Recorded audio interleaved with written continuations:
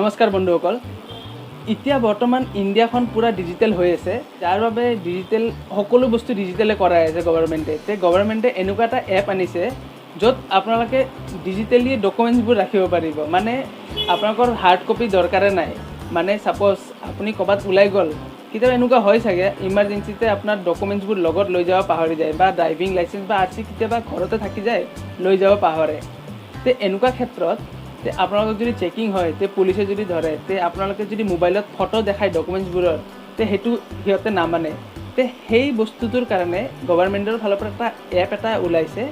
সেই এপটোত যদি আপোনালোকে আপোনাৰ ডকুমেণ্টছবোৰ তাতে ৰাখি দিয়ে, সেই ডকুমেণ্টছবোৰ যদি পুলিচক দেখায়, তেতিয়া আপোনাক একো নকৰে, পুলিচে যাব দিব। মানে ডকুমেণ্টছবোৰ সিহঁতে ভেলিড বুলি মানি লয়।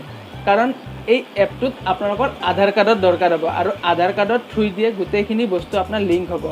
যেনেকৈ আপোনাৰ driving license, PAN card, voter ID, আপোনাৰ গোটেই ডকুমেণ্টছ, আপোনাৰ স্কুলৰ চাৰ্টিফিকেট, মাৰ্কশ্বিট, গোটেইবোৰ ডকুমেণ্টছ তাতে আপোনালোকে অনলাইন ৰাখিব পাৰে। মানে গোটেই ক'ব গ'লে গোটেই ডিজিটেল, আৰু এতিয়া আপোনালোকৰ হাৰ্ড কপিৰ কোনো দৰকাৰে নহ'ব। আৰু সেই এপটোত কেনেকৈ ডকুমেণ্টছবোৰ ৰাখিব লাগে, কেনেকৈ আপলোড কৰিব লাগে, কি কৰিব লাগে, আপোনালোকক মই এটা এটাকৈ ভালকৈ বুজাম। তাৰে আগতে কওঁ যে আপোনালোকৰ যদি আধাৰ কাৰ্ড নাই, আধাৰ কাৰ্ডখন বনাই লওক। কাৰণ এতিয়া বৰ্তমান আধাৰ কাৰ্ড লাগিবই, সকলো কামতে আধাৰ কাৰ্ড লাগে।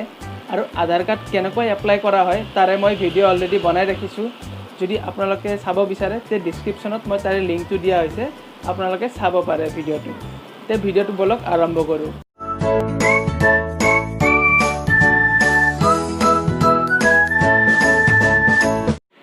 এই এপটোৰ লগো হয়। এপটো আপোনালোকে প্লে ষ্ট'ৰৰ পৰা ডাউনলোড কৰাই ল'ব, ডিজি লকাৰ বুলি মাৰিব, আৰু ডিছক্ৰিপশ্যনত মই ইয়াৰে লিংকটো দিম। তাৰপাছত এপটো আপুনি অ'পেন কৰিব। অ'পেন কৰাৰ পাছত ইয়াতে আপোনাৰ দিয়া আছে যে এক্সেছ ডিজি লকাৰ, ইয়াতে আপোনালোকে ক্লিক কৰিব। কিন্তু প্ৰথমতে কৈছোঁ যে আধাৰ কাৰ্ড থকা মানুহৰ কাৰণে হয়, কিন্তু আপোনালোকে আধাৰ কাৰ্ড থাকিব লাগিব। আধাৰ কাৰ্ড লাগিব। প্ৰথমতে আপোনালোকে আধাৰ কাৰ্ডখন উলিয়াই ল'ব। তাৰপাছত আপুনি এক্সেছ ডিজি লকাৰত ক্লিক কৰিব। ইয়াত ক্লিক কৰাৰ লগে লগে আপোনাৰ মানে ইয়াতে আধাৰ কাৰ্ডৰ নাম্বাৰটো আপুনি দিব লাগিব। ইয়াতে আপুনি ক্ৰিয়েট একাউণ্টত ক্লিক কৰিব। যদি আপোনাৰ অলৰেডি একাউণ্ট বনোৱা আছে তেনেহ'লে চাইন ইনত ক্লিক কৰিব, আৰু যদি নতুনকৈ একাউণ্ট বনাব তে ক্ৰিয়েট একাউণ্টত ক্লিক কৰিব।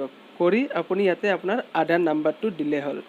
দি পেলাই আপুনি নেক্সট মাৰিব। নেক্সট মাৰাৰ পাছত আপোনাৰ মোবাইলত এটা OTP, সেই OTPটো ইয়াতে আপুনি ছাবমিট কৰি পেলাই ইয়াতে ছাবমিটত ক্লিক কৰিব। ইয়াতে ছেট পিনত আপোনালোকে ক্লিক কৰাৰ পাছত ইয়াতে আপুনি যিকোনো এটা পিন নাম্বাৰ দি দিয়ক। দিয়াৰ পিছত অ'কে মাৰিলে আপোনাৰ এইটো খোল খাব। খোল খোৱাৰ পাছত ইয়াতে কাম খতম হোৱা নাই। ইয়াতে আপুনি চাওক ওপৰত লিখা আছে, ইয়াতে আপুনি আপোনাৰ মোবাইল নাম্বাৰটো ৰেজিষ্টাৰ কৰিব লাগিব। ইয়াতে মোবাইল নাম্বাৰ ৰেজিষ্টাৰ কৰাৰ কাৰণে আপুনি ইয়াতে মোবাইল নাম্বাৰটো দিব লাগিব আকৌ এবাৰ।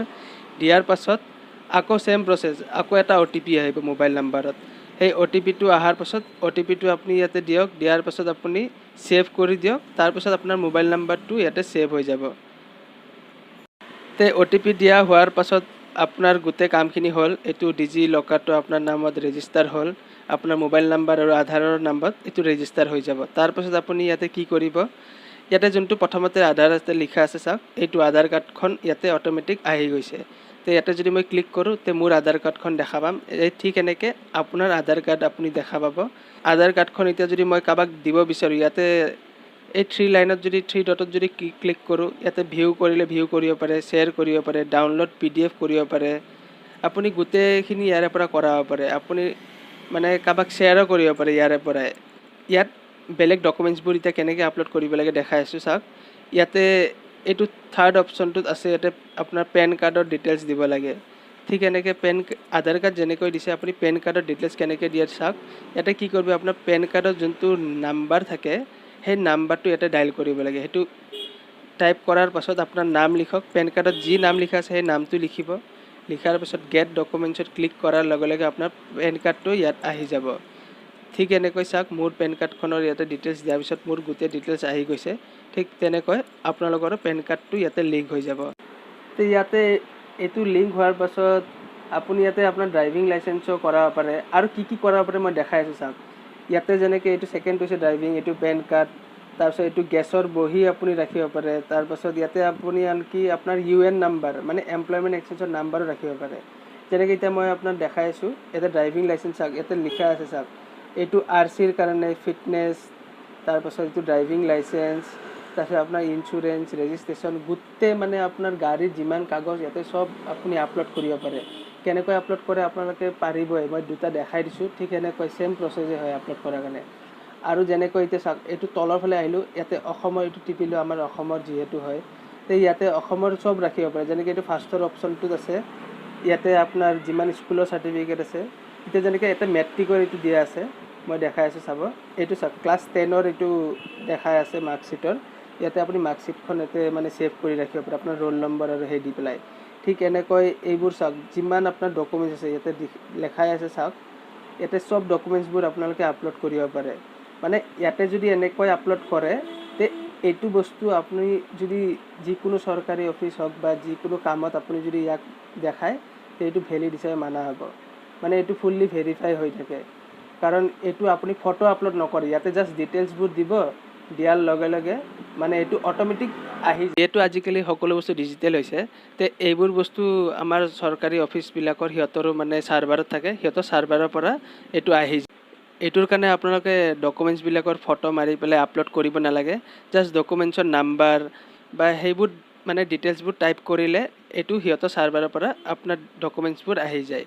কিন্তু এতিয়া কিছুমান ক্ষেত্ৰত কি হয়, যেনেকৈ চাওক, ইয়াতে এইটো সকলো বস্তুৰ মানে ৰেকৰ্ডৰ মানে এনেকুৱা নাই যে এইটো মানে আপোনাৰ ডিটেইলছ মাৰি দিলে আহি যাব। কিছুমান ক্ষেত্ৰত মানে আপুনি নিজে ধৰি লওক কিছুমান বস্তু আপলোড কৰিব বিচাৰে, তে সেই আপলোড অপশ্যনটো মই দেখাইছোঁ ক'ত আছে চাওক, এই যে ওপৰত আছে 3 লাইন, এই 3 লাইনত আপোনালোকে ক্লিক কৰিব, ক্লিক কৰাৰ পাছত এইটো ইণ্টাৰফেচ আহিব। ইয়াতে চাওক, ইয়াতে আপলোড ডকুমেণ্ট বুলি লিখা আছে, এই আপলোড ডকুমেণ্টছত আপুনি নিজাকে ইয়াতে ফল্ডাৰ বনাব পাৰে। ধৰি লওক আপোনাৰ কিবা ডকুমেণ্টছ, সেই ফল্ডাৰত নাম লিখি দিব, যি বস্তু ডকুমেণ্টছ হয় সেইটো দি পেলাই ইয়াতে যদি ক্লিক কৰে, এলাও মাৰক, তাৰপিছত ইয়াতে ফাইল বা আপুনি ইয়াতে কিবা এপৰ পৰা আপুনি ইয়াক হেৰি কৰিব পাৰে। ঠিক এনেকৈ চাওক, এইটো পূৰা আপোনাৰ ফাইল মেনেজাৰ আহি গৈছে। আপুনি যদি ফটো মাৰি ৰাখে বা আপুনি যদি কম্পিউটাৰৰ পৰা স্কেন কৰি পেলাই ইয়াতে আপলোড কৰিব পাৰে। এইটো হৈছে আপুনি নিজাকৈ মানে আপোনাৰ ডকুমেণ্টছবোৰ ইয়াতে ৰাখিব পাৰে। ইয়াতে ৰখাৰ পাছত এইটো আপুনি টেনশ্যন ল'ব নালাগে, আপোনাৰ মোবাইলো চেঞ্জ কৰিলে আপোনাৰ নাম্বাৰৰ থ্ৰুদি এইটো লগ ইন হৈ যায়। আপোনালোকৰ যদি মোৰ ভিডিঅ'টো ভাল লাগিছে, তে লাইক কৰিব আৰু শ্বেয়াৰ কৰিব নাপাহৰিব। আৰু যদি আপুনি মোৰ চেনেলটো ছাবস্ক্ৰাইব কৰা নাই, তে ছাবস্ক্ৰাইব কৰিব, কাৰণ মই এনেকুৱা ধৰণৰ ভিডিঅ' বনাই থাকোঁ। থেংক ইউ ভিডিঅ'টো চোৱাৰ বাবে, ধন্যবাদ।